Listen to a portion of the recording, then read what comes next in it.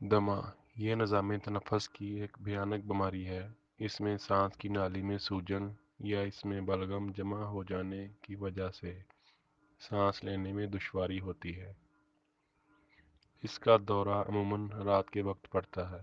یہ ایک الرجک اور پیچیدہ بیماری ہے جو زیادہ تر سانس کی نالی میں دھول کے ذرات چلے جانے کے باعث یا سانس کی نالی میں ٹھنڈ لگ جانے کی وجہ سے ہوتی ہے۔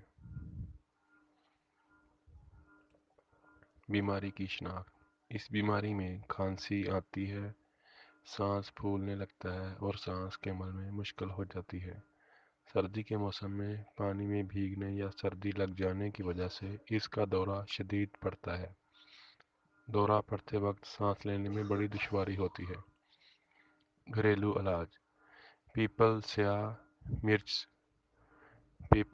مرچ، سونٹھ اور چینی سب کو ہم وزن لے کر پیس لیں۔ اس میں سے آدھا چمچ صبح اور شام کے وقت گرم پانی کے ساتھ استعمال کریں۔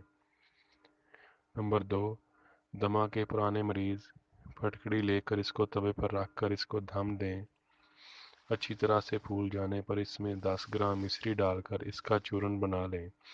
اس میں سے ہر روز صبح شام چٹکی بھر چورن گرم پانی سے لیں، انشاءاللہ دمہ ختم ہو جائے گا۔